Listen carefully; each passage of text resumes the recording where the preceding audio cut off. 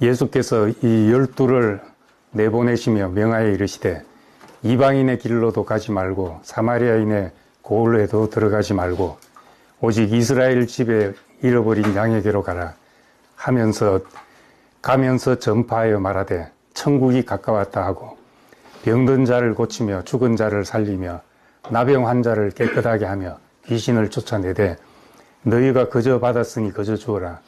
너희 전대에 금이나 은이나 동을 가지지 말고 여행을 위하여 배낭이나 두벌 옷이나 시내나 지팡이를 가지지 말라. 이는 일꾼이 자기의 먹을 것을 받는 것이 마땅함이라. 어떤 성이나 마을에 들어가든지 그 중에 합당한 자를 찾아내어 너희가 떠나기까지 거기서 머물라. 또 그 집에 들어가면서 평안하기를 빌라. 그 집이 이에 합당하면 너희 빈 평안이 거기 임할 것이요 만일 합당하지 아니하면 그 평안이 너희에게 돌아올 것이니라. 누구든지 너희를 영접하지도 아니하고 너희 말을 듣지도 아니하거든 그 집이나 성에서 나가 너희 발의 먼지를 떨어버리라.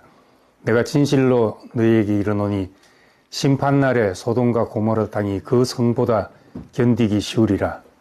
보라, 내가 너희를 보냄이 양을 이리 가운데로 보냄과 같도다. 그러므로 너희는 뱀같이 지혜롭고 비둘기같이 순결하라. 아멘. 오늘 10장 말씀은 이제 사도들에 관한 말씀이고, 사도들은 보냄받는 사람들입니다. 오늘 말씀은 이제 사람들을 만나러 보내면서 하신 말씀이기 때문에 교회에서 우리끼리 마음 맞는 사람끼리 찾아 잘 살려고 하면은 전혀 와닿지 않는 말씀일 수 있습니다. 제가 한국에 처음 와서부터 한 얘기가 그 교회 안에만 매몰되어 있지 말고 나가서 사람들을 만나봐야 된다.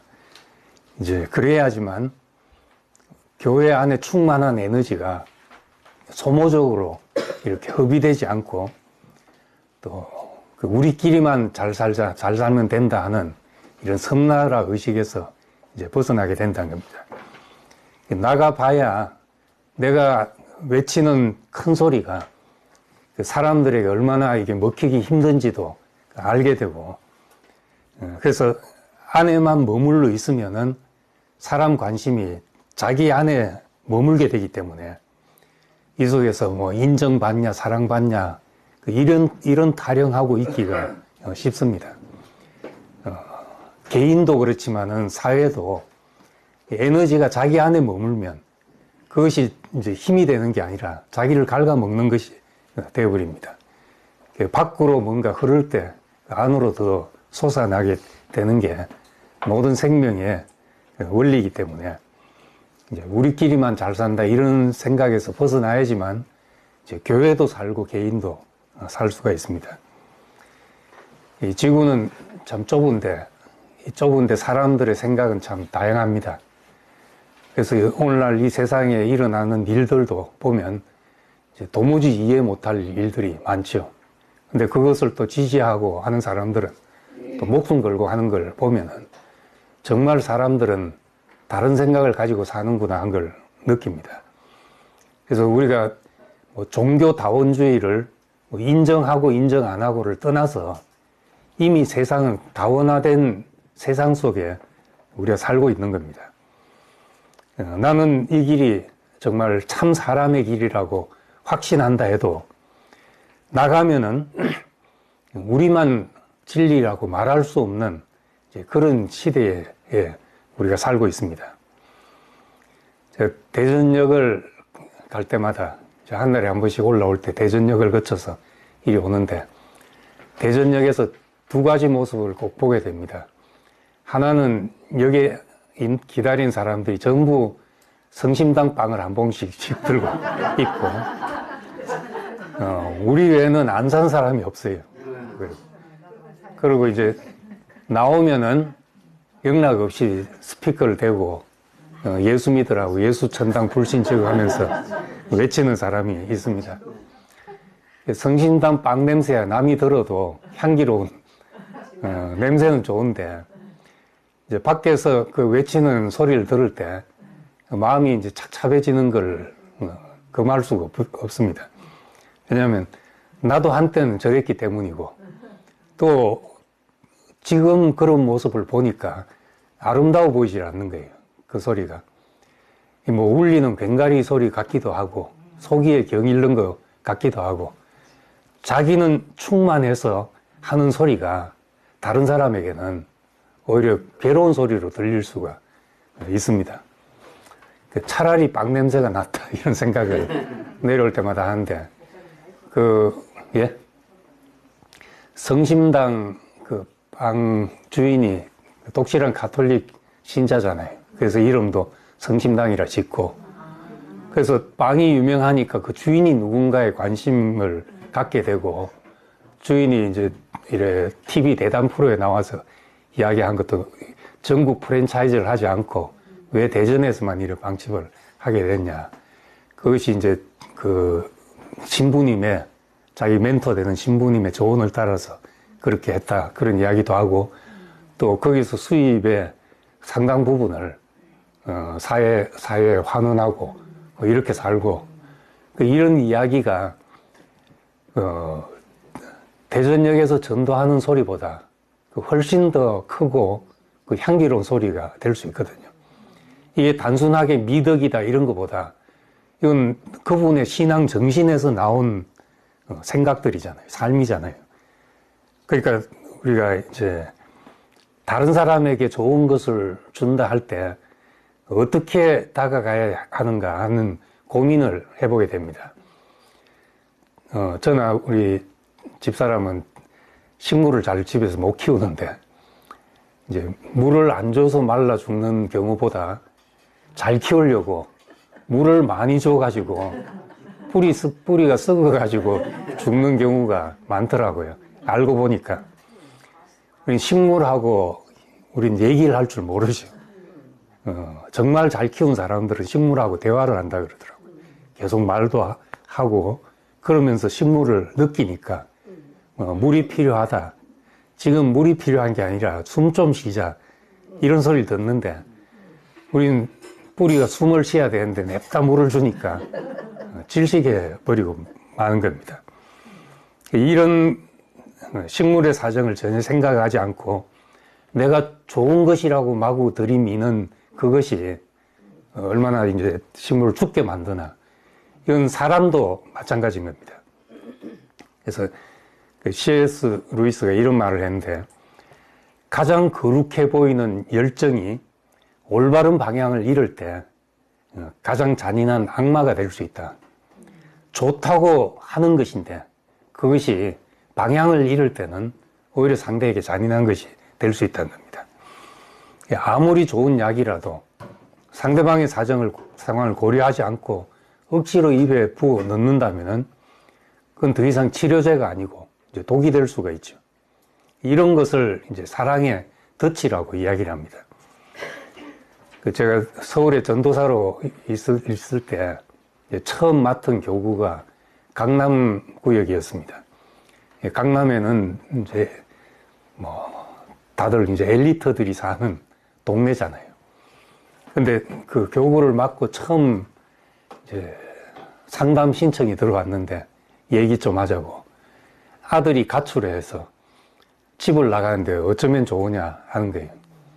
사정을 들어보니까 이제 아버지는 교수님이고, 아들을 그 아버지 수준만큼 만들려고 하니까 공부하라고 이제 막 프로그램 속에 집어넣어서 이제 닥달을 했는 모양이죠. 그때가 이제 80년대인데, 80년도 말, 90년대 초인데, 그때도 이제 그랬습니다. 그러니까 그 엄마가 하는 얘기가 아들한테 그랬다는 거죠.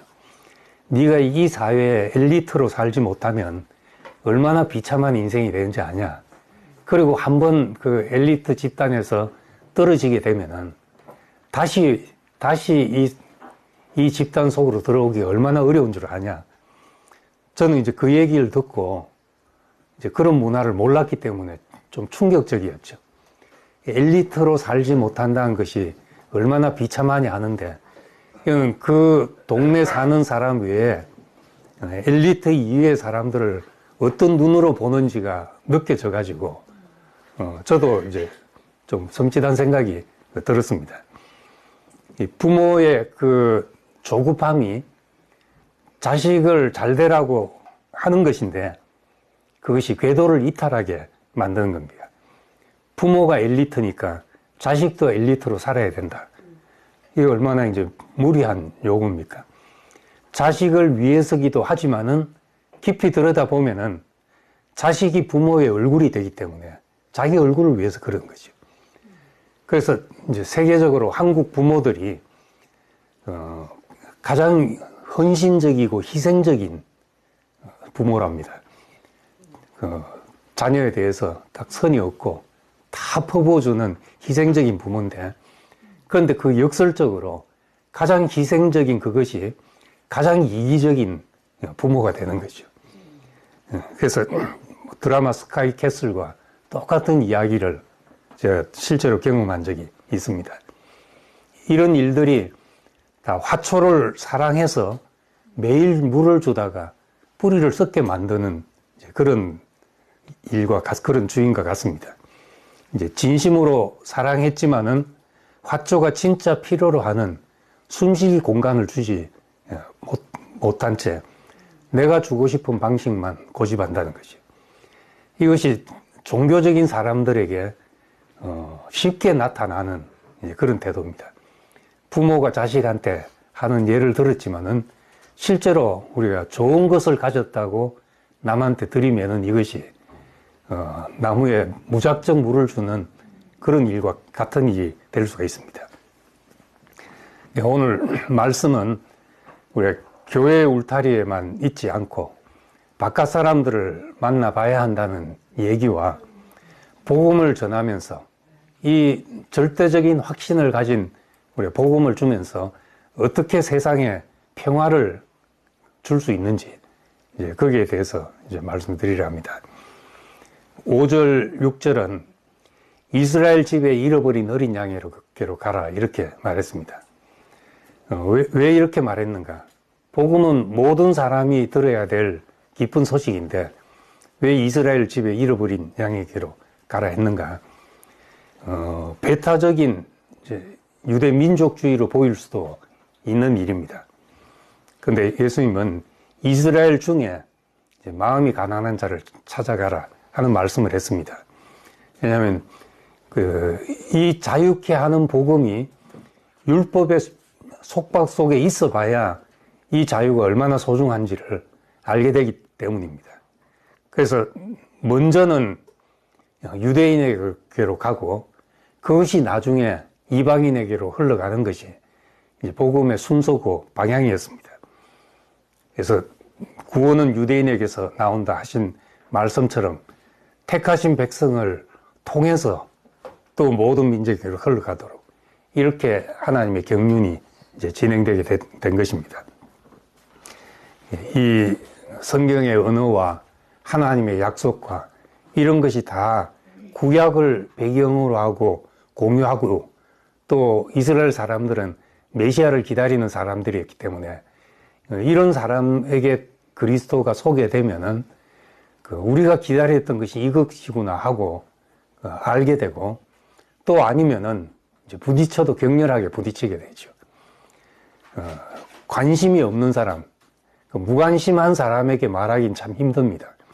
그런데 반발하더라도 그 문제에 관심 있는 사람들은 열띤 얘기를 거쳐서라도 얘기할 수 있는 시간이 주어지게 되는 거죠. 그래서 먼저 이스라엘 집에 잃어버린 양에게로 가라 이렇게 말했습니다.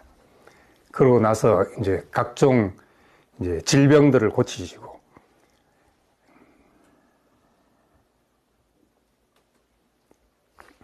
가면서 병든 자를 고치며 죽은 자를 살리며 나병한 자를 깨끗게 하며 귀신을 쫓아내고 이런 말씀들을 하셨는데 이거는 이제 우리가 지금 이렇게 할 수 없는 일이잖아요. 문자 그대로는.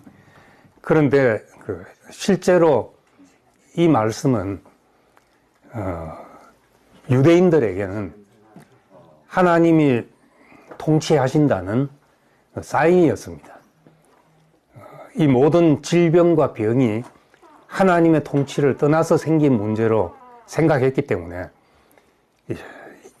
병이 고쳐진다는 것은 하나님의 통치가 임했다는 사인으로 받아들였죠. 이제 우리는 지금 병원에 가면 어떤 물질이 부족해서 약을 먹어야 되고 하지만 그 당시만 해도 이제 그런 걸 몰랐기 때문이기도 하지만은 이제 이 모든 것이 하나님의 통치를 떠나서 악한 세력이 지배하기 때문에 생긴 현상이고, 이런 것이 정상적으로 돌아온다는 것은 하나님의 통치 안으로 우리가 돌아온다는, 하나님의 나라가 임했다는 증거가 되죠. 그러면서 너희가 거저 받았으니 거저 주어라 이렇게 말합니다. 이 말씀이 참 중요한 말씀인데, 거저 받았으니 거저 주어라. 물론 이런 일을 하고 뭐 돈을 받는 사람도 있겠지만은 이제 그런 문제는 이제 좀 저급한 차원의 문제고, 정말 우리가 복음이 전파되고 우리가 사람들을 살리는 것 일을 하고 나서 거저 주었는데, 거저 받았는데 거저 주지 못하고 뭘 기대하냐는 거죠. 알게 모르게 우리 속에는 주님의 일을 하고 나서 존경과 또 명성과 또 감사가 돌아오기를 기다리고 내 영향력이 확대되기를 바라고, 이런 마음이 생기는 겁니다. 그 C.S. 루이스 서재라는 그 칼럼들에 보니까 뭐라고 하고 있는가 하면, 이제 말씀을 전하는 것은 정말 주님에 대한 사랑과 형제들에 대한 깊은 애정으로 시작되는 일이라는 거죠. 그 사람들 앞에 그냥 날 좋으라고 하는 게 아니지 않습니까? 그런데 하다 보면 사람들이 내 말을 듣게 되고 따르게 되고 순종하게 되니까 내 영향력이 미쳐짐으로써 내가 괜찮은 사람인갑다 하는 생각을 하게 된다는 거죠. 그리고 사람들이 그 영향력을 벗어날 때마다 더 사람들을 자기 영향 아래 두려고 한다는 거예요. 이것이 이제 복음 전하는 사람들의 생겨나는, 거의 대부분의 사람들에게 생겨나는 문제라는 거죠. 그뿐만 아니라 뭐 교회 안에서 정말 아무것도 아닌 일을 맡아도 이걸 내 영향 아래 두고 내가 주관하려고 하고, 이런 태도가 시간이 지나면 거의 반드시 생겨나게 되죠. 그래서 이런 모든 것들이 내가 존경받고 인정받고 또 감사하다 소리를 듣고, 이런 모든 것은 영광과 나라와 권세와 영광이 아버지께 세세토록 있어야 된다고 말씀하신 그 주기도문의 결론처럼 되지 않고 주님에게서 이 모든 것을 탈취하려는 마음에서 생겨난 것이라고 말합니다. 나라와 권세와 영광이 그에게로 돌아가는 것이 우리의 기도의 기결인데, 그것을 내가 소유하려고 하는 것이에요. 여기서 이제 문제가 생기고, 거저 받았으니 거저 주라 하는 것이 뭐 다니면서 일하고 돈 받지 말라는 정도의 말이 아니라, 정말 그 결과로 돌아오는 모든 것에서 내가 손을 펴고 있어야 된다는 말이죠. 우리는 그래서 주기도문을 꼭 해야 되는 겁니다. 나라와 권세와 영광이 무슨 일을 하든지 간에 이것이 아버지께 있어야 합니다 하는 말을 해야 되죠. 그리고 갈 때 금이나 은이나 동을 가지지 말라, 두부롯도 가지지 말라, 그렇게 말합니다. 어떤 것도 가지지 말라.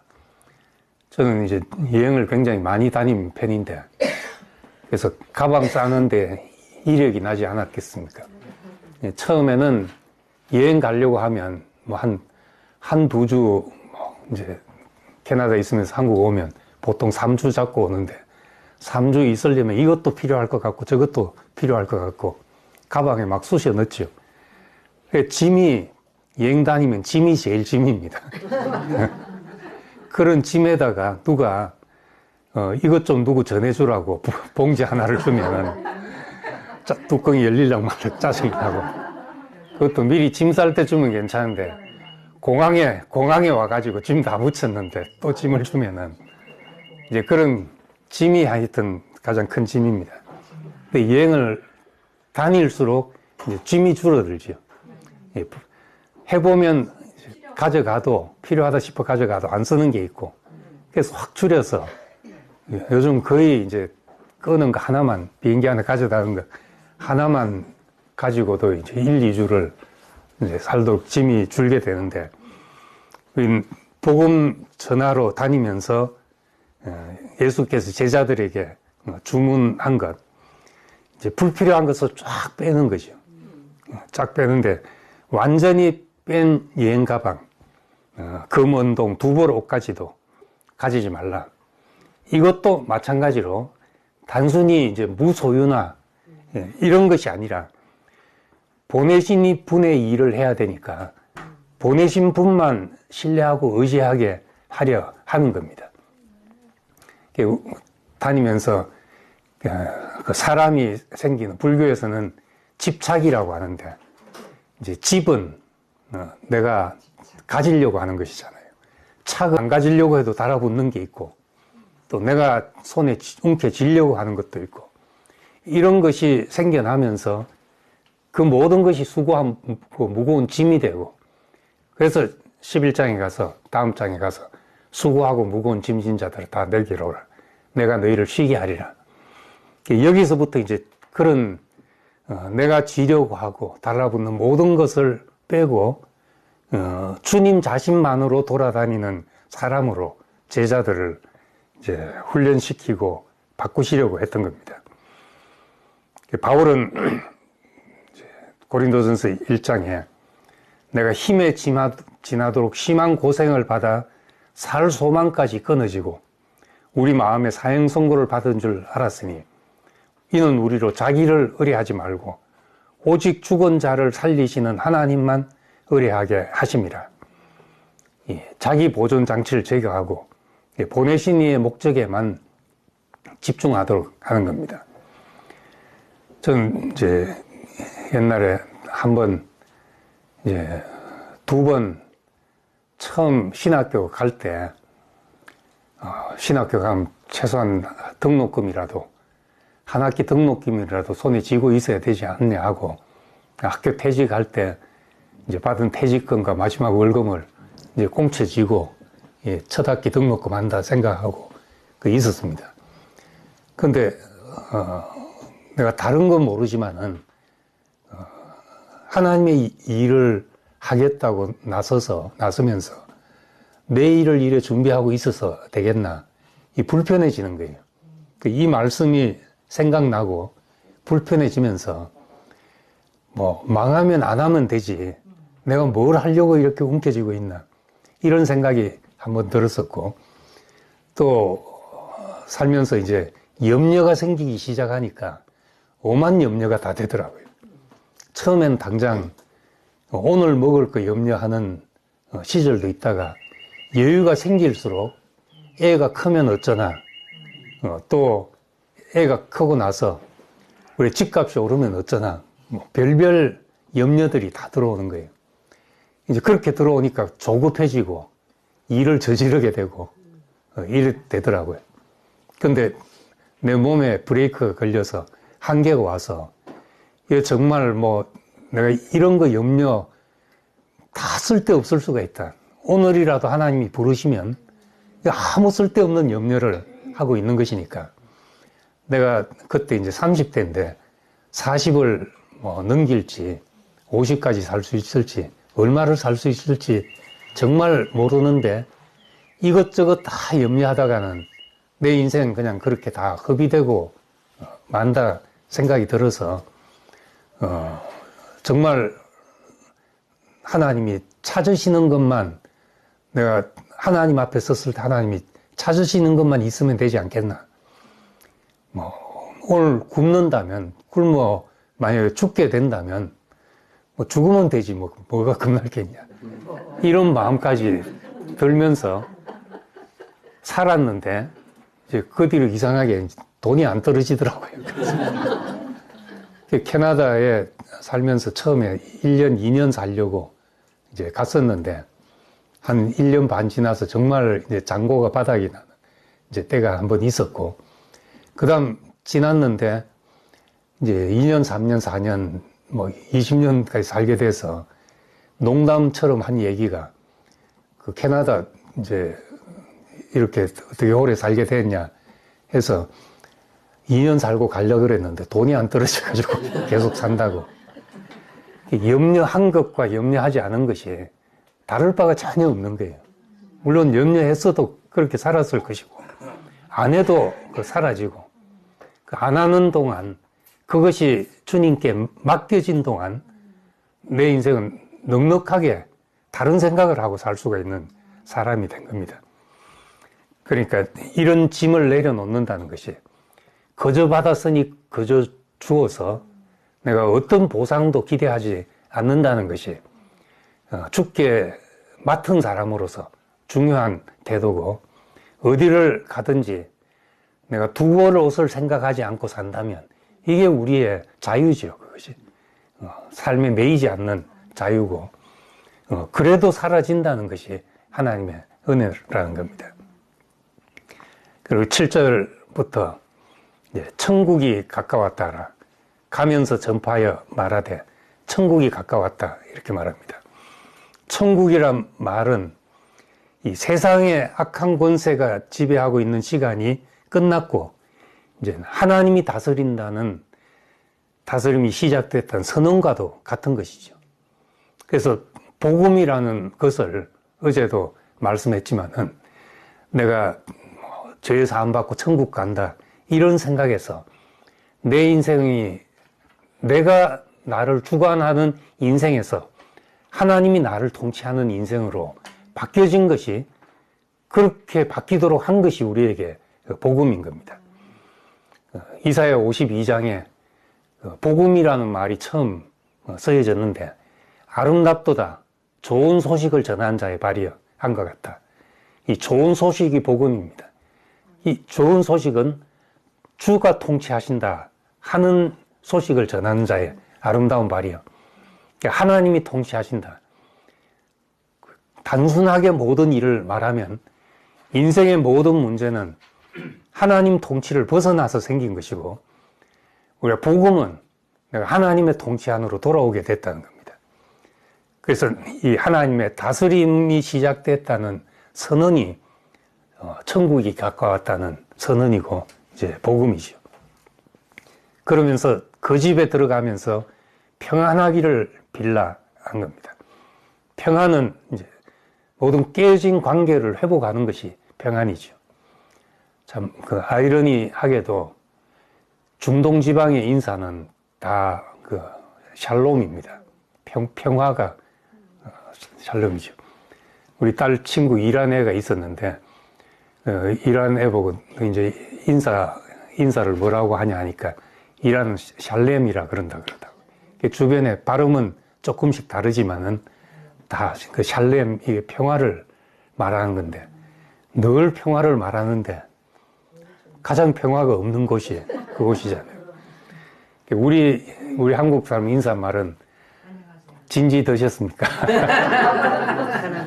밥 굶는 시대에 밥 잡수셨습니까? 이게 인사고, 평안이 없는 시대에 안녕하십니까? 하는 것이 인사가 된 거죠.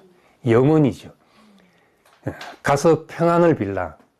이건 단순하게 인사말이 아니고 제자들이 세상에 줄 수 있는 가장 큰 보물이 평화이기 때문에 가서 집에 들어가면서 평안하기를 빌라 이렇게 말했습니다. 그런데 이 두 문장, 복음을 하나님 나라가 가까웠다고 전파하는 것이 사실은 복음 전하는 데서마다 싸움이 일어나기 쉽잖아요. 다툼이 일어나기 쉽고. 근데 그 전하면서 평안을 빌라 이렇게 말했으니까 이 절대적인 복음 선언과 평화의 사명은 모순될 수도 있습니다. 근데 그러니까 우리가 그리스도가 유일한 길임을 확신하지만은 그 진리를 전하는 방식은 평화를 주는 방식. 결국은 우리가 처음 우리가 이 나를 따르라는 말씀 시작할 때 교회는 타자를 위해 존재하는 것이어야 한다. 다른 사람을 위해 존재할 때 그것이 복음이 될 수 있다는 말입니다. 복음이 절대적이지만 우리가 전하는 방식은 힘으로 정복하는 것이 아니라 먹히는 방식이라 해야 되죠. 성심당 빵처럼 먹혀서 들어가서 그 사람이 왜 이 빵을 만들었을까 한번 생각하게 하는 것처럼 그렇게 먹히는 방식이라 한다는 겁니다.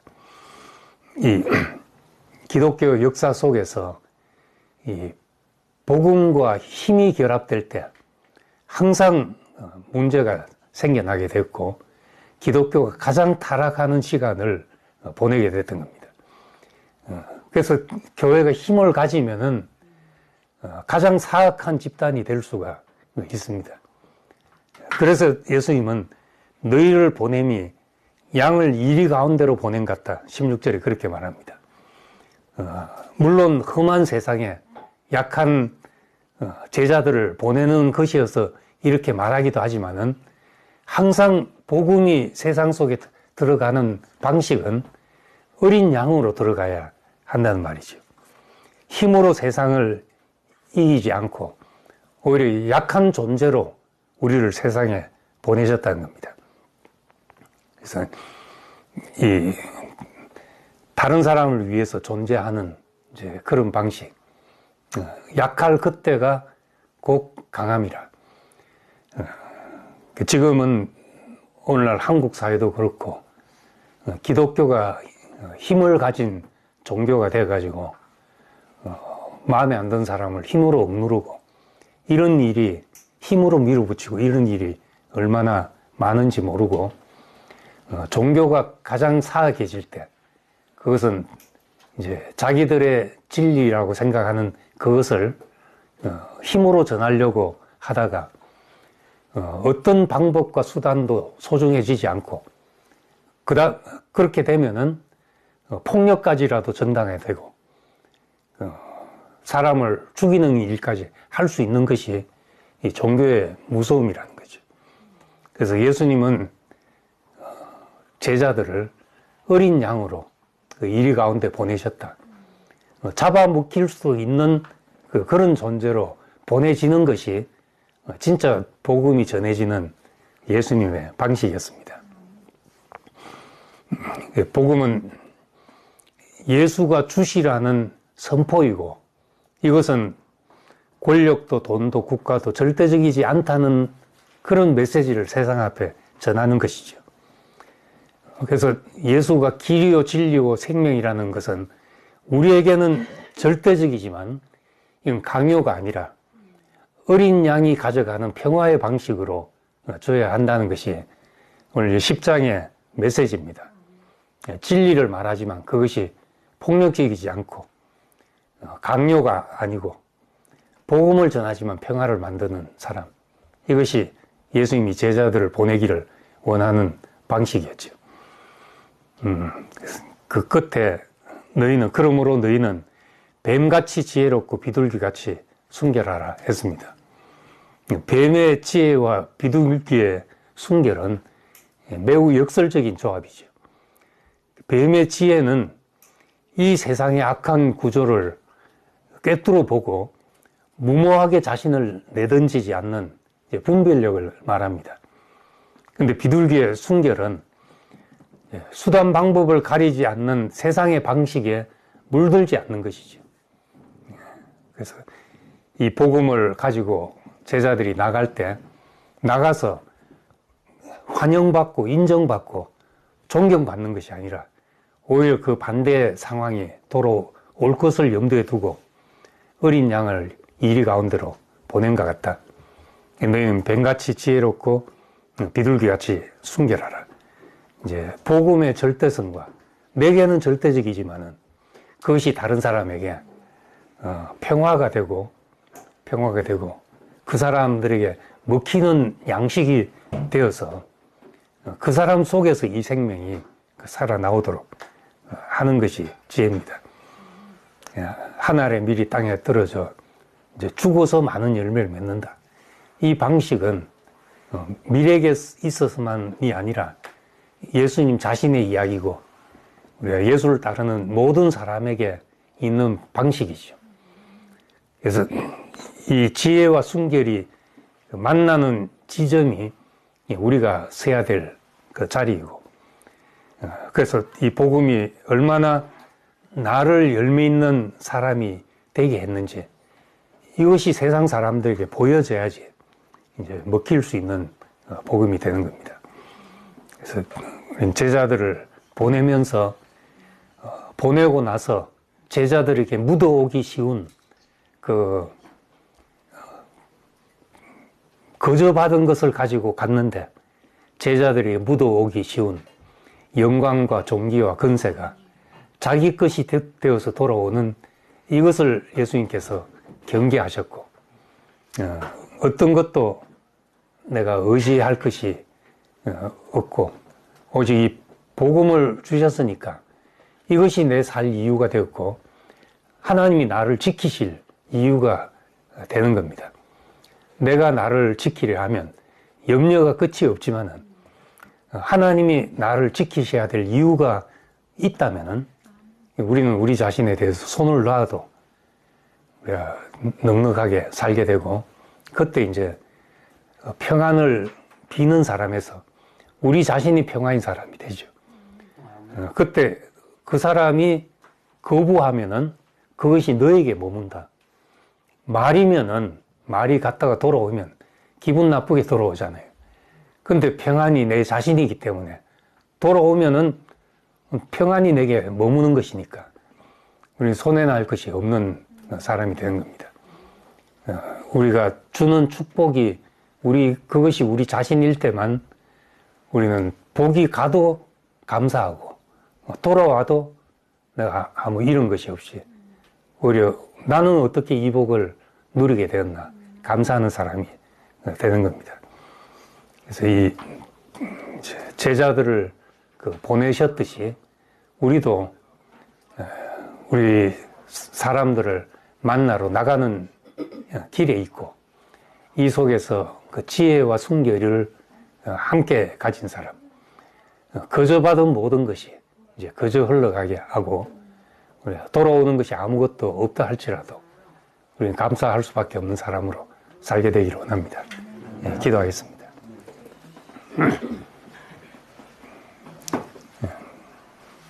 은혜로우신 아버지 하나님, 참 감사합니다.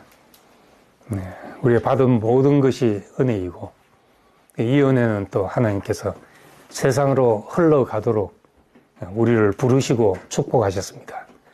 주님, 우리에게 주신 이 은혜가 우리 안에만 고여있는 것이 되지 않게 하시고 흘러가게 하시고, 흘러가되 이리 가운데 어린 양이 들어가듯 우린 참으로 평화를 가지고 가는 사람이 되기를 원합니다. 우리에게 아무 힘도 주지 않은 것을 감사합니다.